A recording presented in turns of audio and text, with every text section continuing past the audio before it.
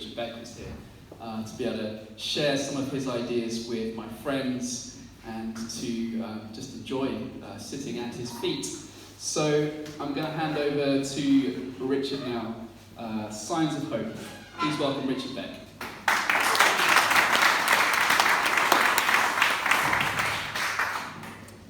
I don't think I can follow what just happened up here. I'm still processing what I saw. And I'm inspired and troubled in many ways. All right, so I want to start with a story in Ezekiel. It's famous. You know it. It's after the exile, and so kind of everything has kind of hit the fan. Everything's kind of come to a really bad end, and everything kind of feels stuck. And Ezekiel 37. So the hand of the Lord was on me, and he brought me out in the spirit, and he set me down in the middle of a valley. And it was full of bones. And then he led me around and among them, and behold, there were very many on the surface of this valley, and they were very dry. And he said unto me, Son of man, can these bones live? And that's kind of what I want to start with today, because I think that is the most important question of your life, of our lives, isn't it? When everything hits the fan, when everything seems stuck, not just personally, not just like in a marriage, or with a child, or with, heaven forbid, a political process that seems stuck and there's no hope. And you scan horizon to horizon, and all it is deadness. No potential, no answer seems to be forthcoming. When you get asked this question, maybe it's a question you ask yourself in the middle of sleepless nights. Is this fixable? Is there any medicine for this hurt? Is there, are we really at the end of the line here? So I want to talk about that question.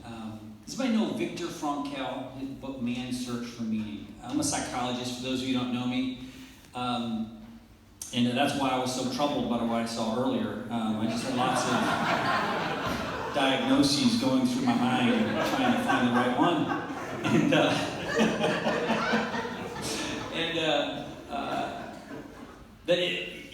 Arguably, if you talk to psychology about the greatest psychology book ever written, probably Man's Search for Meaning would be number one on the list. And if you don't know the book, I'd read it. It was written by Viktor Frankl, who's Jewish, a German Jewish psychiatrist. He was arrested during the Holocaust, went to Auschwitz, spent many years in a concentration camp. And the first part of the book is just him narrating from a psychiatrist's point of view what happened to people in the death camps, what enabled them to carry that burden of suffering.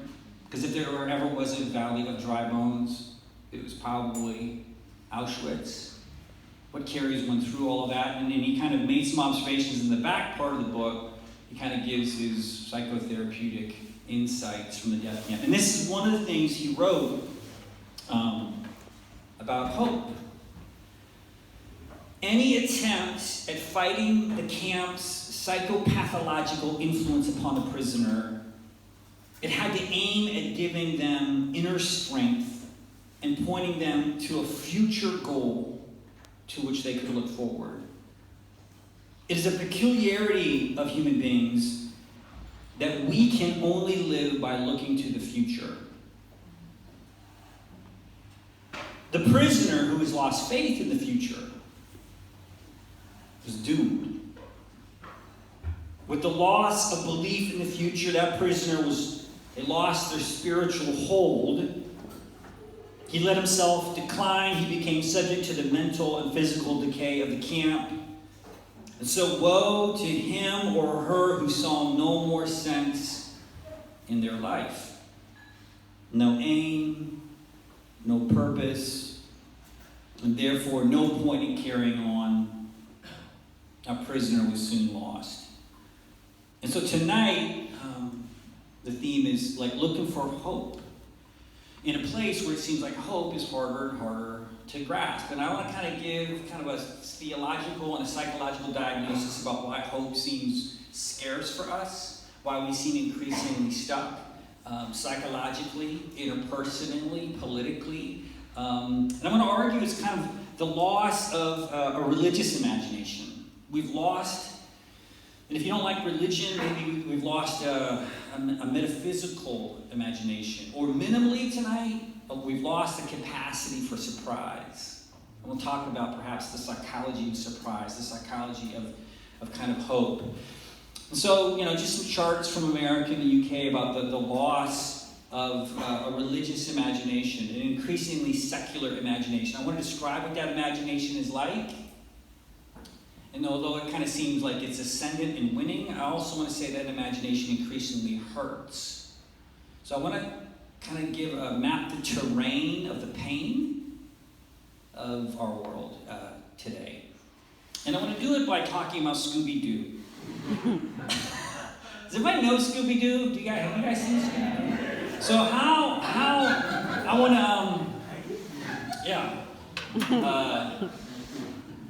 So sociologists describe something like pretty seismic has happened to our imaginations over the last 500 years. I would argue that it's increasingly affected our ability to hope.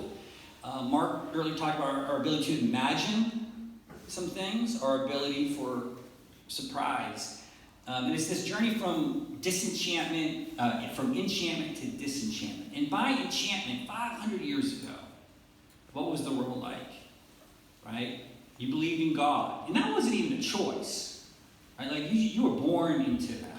You believed in God. You believed in the devil. You believed in heaven. You believed in hell. You believed in the occult and witchcraft. Right? The world was full of fairies and enchanted.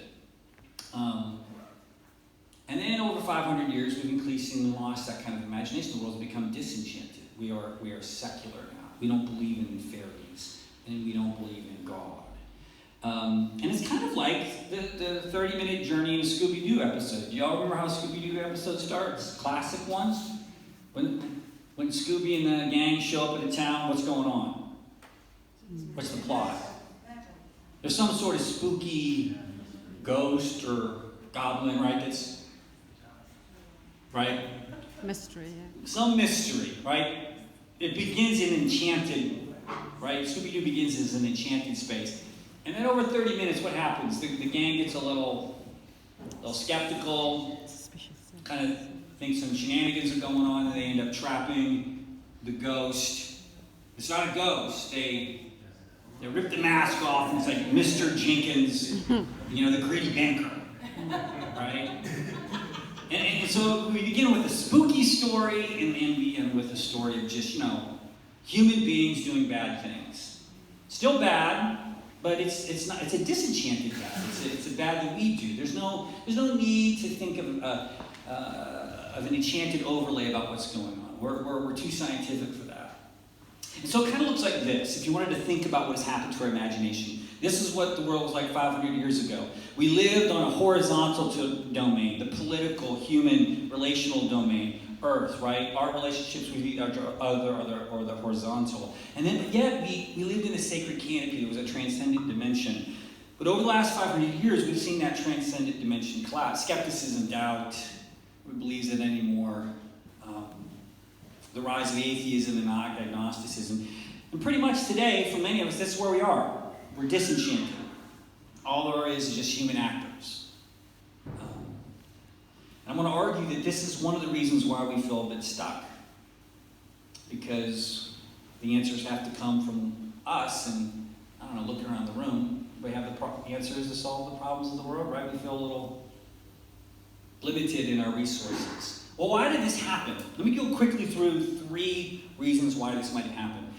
Some people argue the reason why this has happened is because we're scientific. I would say yes and no. No, in the sense that science is perfectly compatible with faith. Science can be a source of faith. The awe and the wonder that science can create. If you ever watch kind of one of these scientific shows, there's no inherent problem with science. Us being science, but I do think science did something to our imaginations. And what I think it did was this. It's not that science is the problem, but it's the way we kind of experience the world. Theologians described it 500 years ago. We felt like the world was interpenetrated. The Celtics would talk about thin spaces, right? Do you guys know about a thin space? What's a thin space? A place where we feel like heaven and earth, God and creation intersect, right? The boundary is really thin there, and I feel like this is a really haunted, enchanted, sacred space. So Celtic spiritualities really cultivate that sense of that this space is more than just the material. It crackles with the energy of God. But I think one of the things that happened with science is that we lost that sense that creation was charged, that it was alive, and instead we think of creation now as kind of a watch. And I think for some Christians that was a good idea because it made us think that the world had design. But I would argue the long downstream consequence of that, the minute we started thinking of the universe as a watch, had a really negative effect on our imaginations. Why? Because once I wind that watch up and I set it down, where do I go as the watchmaker? I step back and I just let that mechanism run. And so we no longer imagine the world is somehow second by second, heartbeat by heartbeat, breath by breath, is sustained by the interpenetrating love of God. Instead, we just think it's running by a lawful rules, deterministic. And so we've lost that sense that there was a sacramental will presence in the world. I'm going to come back to that. Some scholars also argue that the Protestant Reformation had a negative effect upon us. That in Catholicism, when we encountered the Eucharist, there was actually a mystical encounter, an ontological encounter, like something in some real sacramental way. If you go back to the previous slide, something real was being encountered there. Now, when I go to my church and we take communion, we don't really think Jesus is really present there. We just think it's more like a memory aid. We remember something a long time ago. And what happened, and I have that gentleman behind me is Calvin. In many ways, Calvin's Geneva kind of is the quintessential representation of what was going on in the Protestant Reformation, where there was this kind of emphasis on improving the moral behavior of the laity, right? So no gambling, no drinking, so kind of improve the moral performance of the laity, be a good person, the Puritan ethic, okay? And in addition, a rightly ordered civic society. Geneva was run by Christian principles. And so in many ways, what happened in Protestantism is we moved, as I would argue, we moved from the mystical to the moral. The mystical encounter with God to morality. This is the way my students think about this, right? If the point of being a Christian is being a good person, what's the next question you ask? Right? If the point of being a Christian is being a good person, what's the next question to ask? Do you need to believe in God to be a good person? Answer: no. Therefore, God doesn't exist. Now, I know logically that does not follow, but that's the reasoning of our age, right? We get to a point where you're like, well, the point of all of this is to be a good bloke. Is that how you would say it? To be a good bloke, right? That's the point. And I'm already a good person. What's the point of all the mystical overlay that you're putting on top of it, right? If the point of Christianity is to be a good person, then I'm already a pretty good person. And so it's a very short distance from there to just kind of saying the whole thing just seems kind of like an extra add-on it's really kind of unnecessary, especially if you like to sleep in on Sunday mornings, right? Because you're already a good person. I would also argue that our moral imaginations about what it means to be a good person has been increasingly politicized. That to be a good person is to be on the right side of all of these political debates. Isn't that how we think of being a good person nowadays? The good people are the people that vote like me, act like me, march with me. The bad people are the people that interfere with all of our political projects. And so our imaginations have gone from a mystical encounter with like a sacred reality to proper political performance. And you don't need God for any of that kind of stuff. And so that has a very disenchanting effect on our imaginations. And the last one, source of disenchantment, is psychology. So I can blame myself here. The rise, that's Freud, right? The rise of the modern self. What do I mean by the modern self? Well, Charles Taylor, a writer I'm describing some of his work here, describes that the older self was what he talked about as a porous self. It had it was vulnerable to being invaded from the outside, like quintessentially demon possession, right? Myself is vulnerable to spells or a demon entering from the outside or on the inside. So the concern was with the exterior environment. That's not us anymore. What environment are we concerned with as moderns? Our interior environment. We still believe in demons, but what are they? They're your inner, right? They're our inner demons. The pathologies that rise from the well of the self. So what's happened with the modern self is it used to be you gain meaning and purpose in your life by orienting, your North Star used to be the sacred belief, right?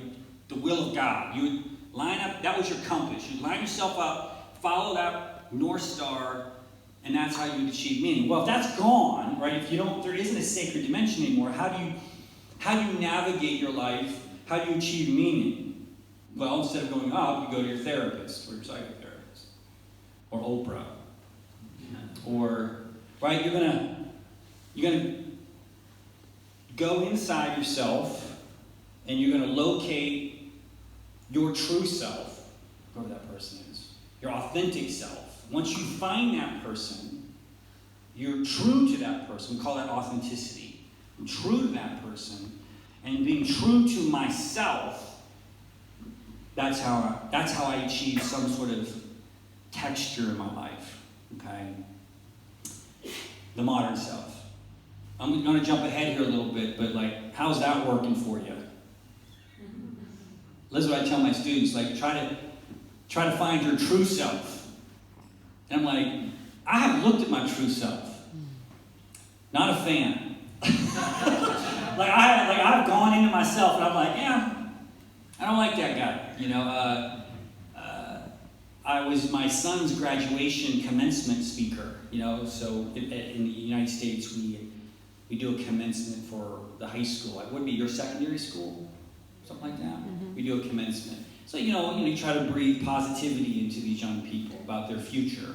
And so usually, you know, like, follow your dreams. You can be anything you want to be. Well, do you guys know what the science says about that? How good we are at picking a good life for ourselves? We're awful at it. The research says over and over again, if we have choices, we always make really, really bad choices for ourselves. And so I looked at these students. This is probably the worst commencement address ever, because I looked at the students and I said, I would like to tell you to follow your dreams, but they will make you miserable. You're gonna, if you follow your dreams, you're gonna end up in a ditch very happy at some point in your life. Like the science is clear. If you are your own North Star, good luck out there. We change our minds, we are fickle, we are self-defeating, we're confused. One day we wake up and this is who I am, and then we're another person, right? Yeah. I'm going to follow up on that in a little bit. So what's it feel like to live in it? So these forces, creation gets disenchanted. It's just raw material. We look inside ourselves for our truth. The whole point of the show is just being a good person and engaging in politics. Like, what does that feel like? And so when I tell my students, I say, you know, God might be dead, but we sure miss him. And so I'd like to kind of describe the ache. And in many ways, this talk is really kind of like one person's experiment in trying to evangelize skeptics, young skeptics about the church. And one of the ways I try to do it is try to put my finger on where the secular world hurts and press hard. To Jana, I describe it as going for the ache, where it hurts. Because I think we miss God. We just haven't named the ache as God. And so these next few slides are my attempt to describe what this ache feels like. Now, this is the one ache I think you can get a lot of agreement on. Like I said, a disenchanted view of creation, where we see creation not as sacred. Gerard Manley Hopkins' poem, right? The world is what? Charged with the grandeur of God. That view. We want to see creation not as raw material to be exploited, but as something that is sacred in and of itself. And it's at this location I actually think Christians, pagans, secularists actually can find some agreement. I think there's wide agreement that creation is sacred. We might disagree a little bit about whether or not it's an immanent or transcendent sacred, but I do think this is one place where a lot of people would agree on preserving creation, and evoking that in others. One of my favorite poets, somebody like Mary Oliver, an American poet that recently passed away. She is a poet that really helps me grab this sacramental ontology, the sense that God is in the sacred. She writes a lot about the natural world, so I'll read you a poem. It's called Messenger by Mary Oliver. My work is loving the world.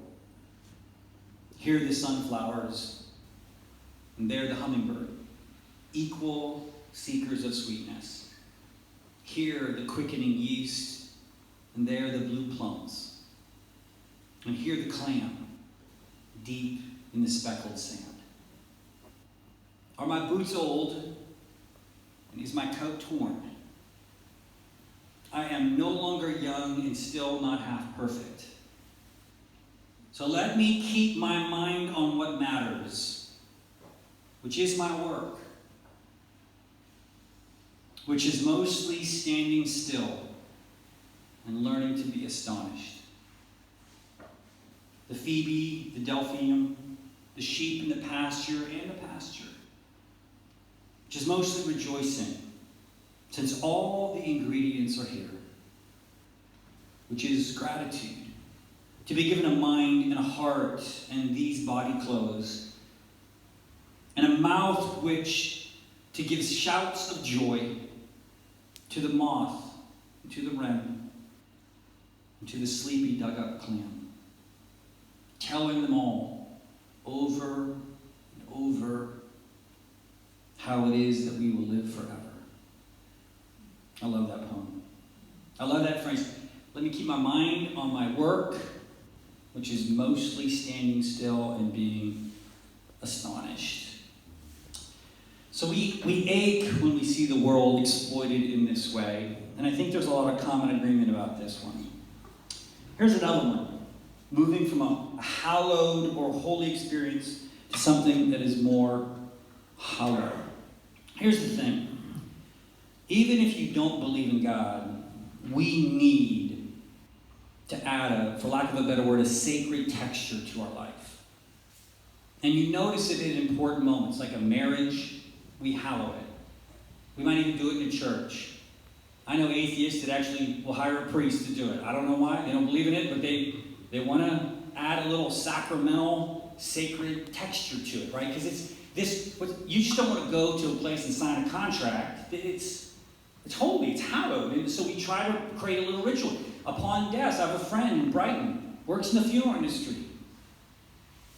People don't believe in God. This secular space will hallow deaths and say religious words because this is not just an ordinary, normal day.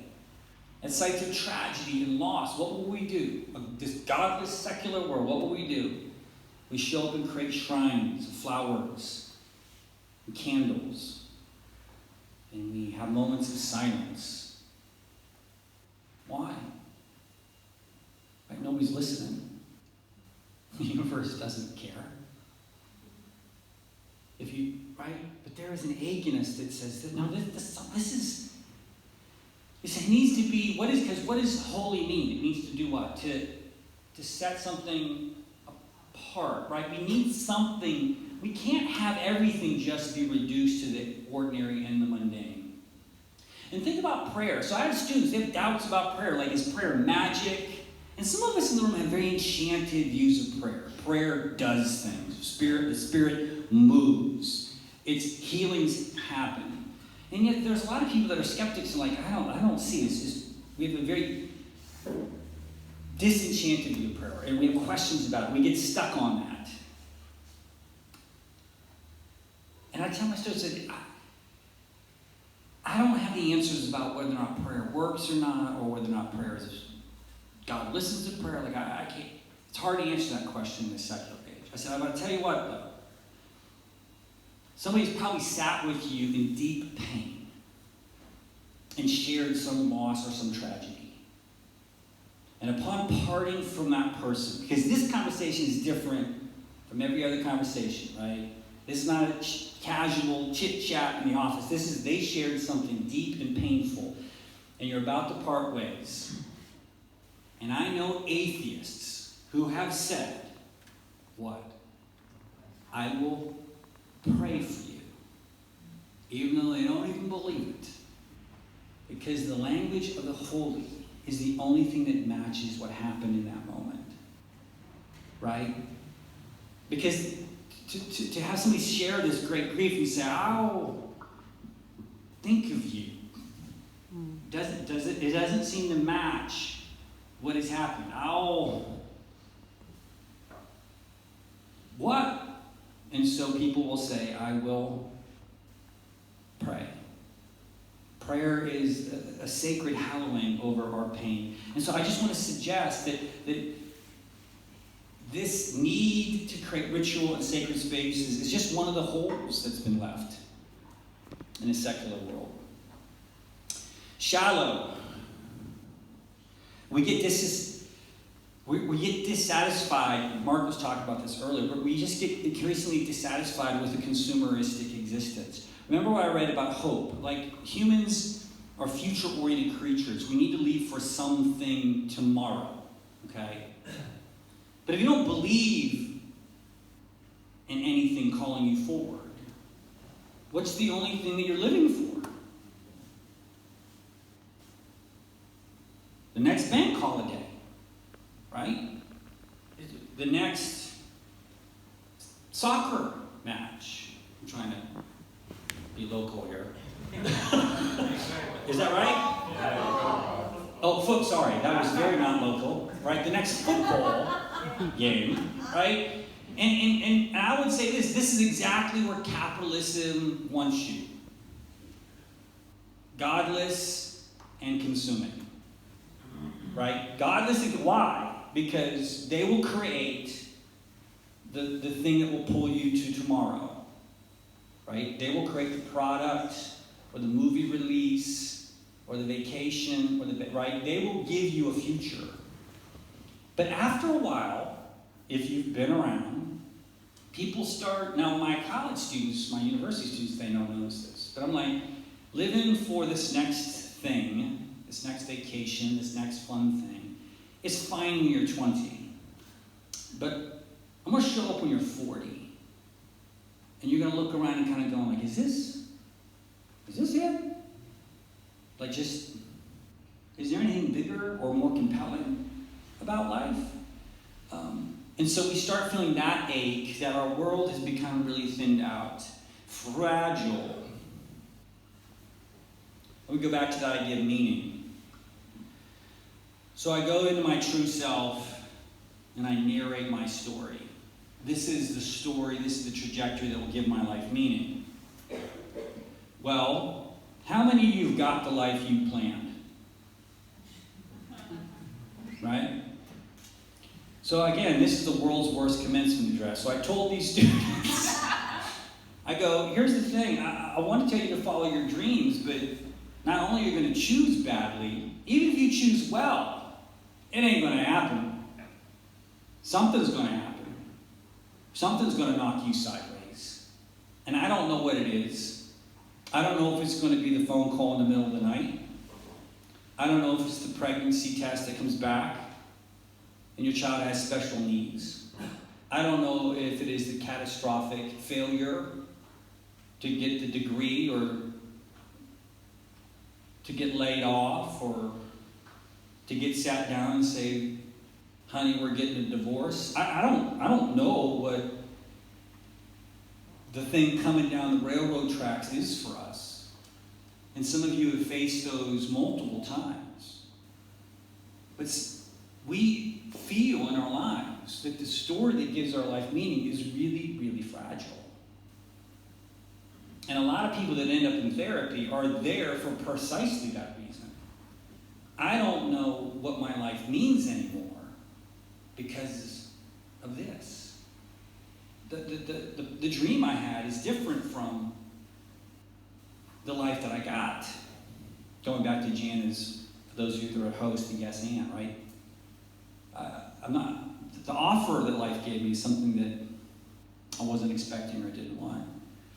And so one of the problems in the modern world is that we feel like, you know, we're kind of winning, particularly in like corporate successful places.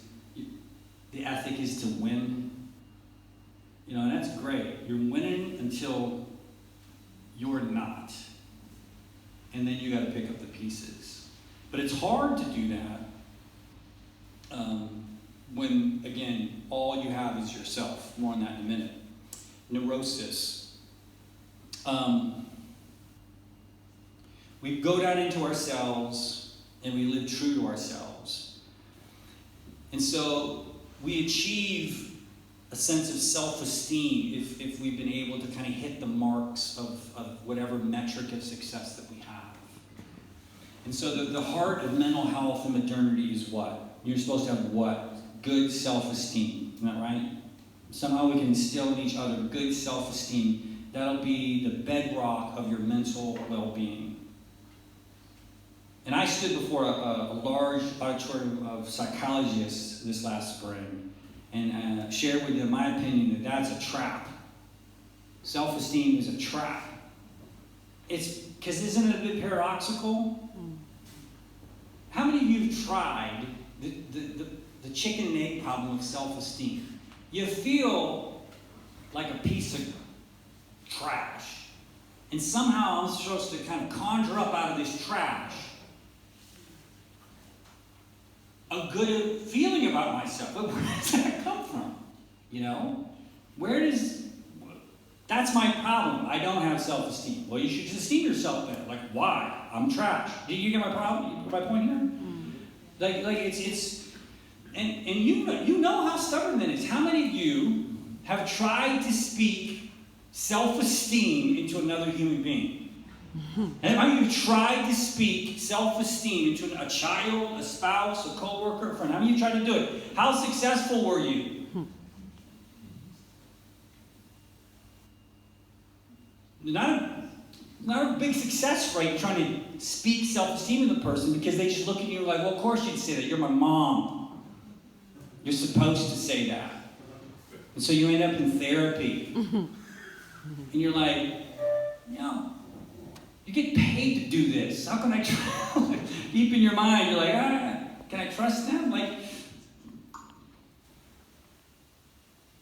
don't you feel that? Like, I've raised kids. Don't you feel like with your children? How many of you guys have kids? You guys got kids? How many feel like with your children, the voice of mom and dad, it matters, but it only goes to right here. And then it doesn't penetrate any further. They stop listening. You guys ever felt that point? Yeah. You can say it, but your voice can only penetrate to right here. And then maybe they have their friends. You know, and maybe those voices could go even deeper. But at some point, they'll stop listening to them too. Maybe there's a therapist, a really good therapist. And maybe medication can get you a little deeper. But I'm absolutely convinced that the deepest well of your being, the deepest subterranean level, only two voices reach that. I think it's God or the devil. You're going to, in the story you believe at that base level, I think it determines the trajectory of your life. And so consequently, we're a mess. We are very neurotic. We are always performing or competing or climbing or pushing. We're either winning or we're losing. We're always in this game of evaluation. And it's a violent game too. It's either violence toward yourself or it's a violence to somebody else. Because sometimes this neurosis doesn't manifest itself as shame or guilt. Sometimes it manifests as scorn, as superiority, and vanity. The way we look down our noses at other people to feel good about ourselves. So we're neurotic, and finally we're a bit stuck. Back to the valley of dry bones. And why are we stuck? Politically or socially? I think it's, again, because we look around and we don't see any answers. We feel like we've exhausted. We've played this string out, and it's just one bad thing after another. It all seems fairly well in the ditch at this point. Jerome Frank, another psychologist, he said this. He said, the universal symptom of every therapy client, it doesn't matter what your diagnosis is. I mean, we can name the diagnoses or whatever, but everybody comes to therapy for one primary symptom, the universal symptom. And he said it's this: demoralization. You're stuck. You feel hopeless. That's why you're there, right? Like, I can't see the next step. I'm hopeless and helpless. I lack the ability to figure this out on my own. And I'm demoralized and I'm stuck. And I think, have you not noticed our society feeling increasingly demoralized? We're starting to lose hope that anything will change. We have marched, we have yelled, we have screamed and petitioned, and it doesn't seem like anything's getting fixed. And a sense of hopelessness is settling in. Isn't that good news? This is what I describe as mapping the ache, right? Just kind of mapping terrain, and all of those locations are because I'm going to argue that we have lost a religious imagination. And maybe you don't like the word religion tonight, so let me describe a little bit of what I mean by a religious imagination being this capacity for surprise. Because when you're standing in the valley of dry bones and you're demoralized and fatalistic or cynical, part of the problem is because there aren't any answers in the deadness around you. So where does help have to come? It has to come from the outside, right? And I like how J.R.R. Tolkien put it. I know that seems very stereotypical that an American would read Tolkien to a UK audience, but Tolkien wrote a story, an essay called On Fairy Stories. Everybody familiar with this? On Fairy Stories. It's a lovely little essay. And in it, he talks about how the fairy story specializes in what he calls the eucatastrophe. Not the catastrophe, the bad thing that I've been talking about coming, but the possibility and the hope in the Valley of Dry Bones of a eucatastrophe, of a good catastrophe coming. And here's how he describes it. He said the eucatastrophe is the good catastrophe. It is the sudden and joyous turn.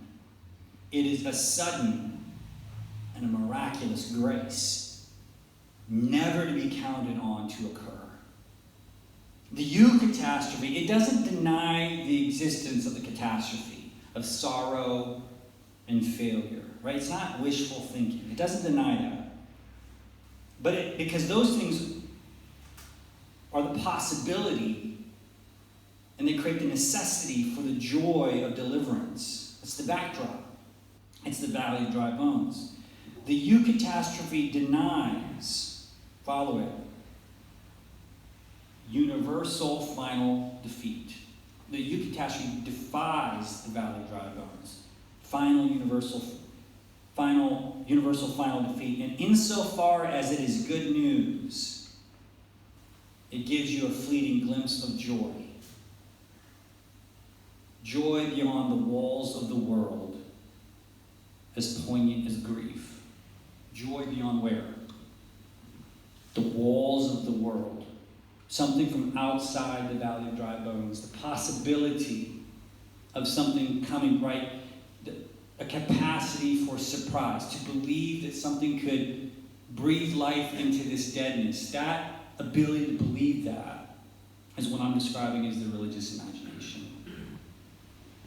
And it's what's been lost. Think about creation. If creation is just the material world, if there's nothing more, then it's just Lego blocks. Right? It's just Lego blocks. It's just a periodic table. Raw material to be exploited and used up. Nothing sacred to it, nothing special about it. It's just stuff. But the religious imagination is no, it's more than stuff. It's extra. Or how about you? You try to drill down and build up an identity for yourself, one that's fragile and interruptible by trauma and pain. Where are you going to find something steady? Psychologists call that contingent self-esteem or unstable self-esteem. Self-esteem that's yoked to something out there in the world and how that thing fares from your bank account to your health. It pulls you up and down. Where do you get an unconditional regard? And the answer is only if you receive it as an act of grace. An identity that is given to you, not earned, not performed for. And this is where Brene Brown, anybody Brene Brown fans in the room? This is where she runs herself in a circle, right? Because she says the people that risk vulnerability are the people that do what? Believe they are worthy of love and belonging. And we're back to the chicken and egg problem again. Although Brene has now recognized the need for a religious move at this point, right? You can't risk vulnerability unless you already kind of have a prior conviction. So the way I describe it to my students is this the issue of self-esteem can only be solved religiously. As a metaphysical commitment that you are valuable from something outside what you can build or earn or perform for. So let me end on this. Here's another way of saying it. The valley of dry bones. I shared this at a little church last week, and they had never heard of this. How many of you guys have heard testimonials turn on the phrase, but God? How many have heard this? Yeah? Okay. If you've never heard this before, this is a little picture of my church. This is Freedom Fellowship. This is where we worship with people in our town who are poor and homeless and on parole and struggling with addiction. And so testimonials, people walking through the valley of dry bones, coming out on the other side. So it's a very standard kind of charismatic liturgy in my church that after somebody kind of recounts their journey into darkness, into that stuck place where there is no hope, and they're either in prison or they're in rehab or they're standing by a grave and their life is taking that sideways turn. And it doesn't seem like there is any hope. And as they stand surrounded by dry bones, and there was no hope in the world, they get to that point in the story, and they pause, and then the church says together, but God. something outside myself, something that I couldn't conjure up in a therapy room or with a medication, something that a friend couldn't speak into me because I wouldn't listen to them. When I had exhausted everything, something happened to me, something came from the outside, something surprised me, but God. And so, brothers and sisters, I end with this exhortation from Ezekiel. And the Lord said to me, Son of man, can these bones live? And I answered, O Lord God, you know. And then he said, prophesy over these bones. And you say to them, O dry bones, hear this, the word of the Lord. Behold, I will cause breath to enter you, and you will live. We often think prophecy is an angry rebuke to the powers that be, and amen to that. But this is also a prophetic task. For you and me to stand over dead things and prophesy hope. To say, when there was no way to get out of this, when it seems all is lost, you stand there and you say, these bones, by the grace of God, can live again. This is the imagination that I think we've lost. And we are increasingly stuck and hopeless and neurotic and despairing and demoralized. So be a prophet. Stand over the bones and be a word of hope. And that's one of the things I want us to do tonight. It's one of the things we've been doing. Continuing that call, my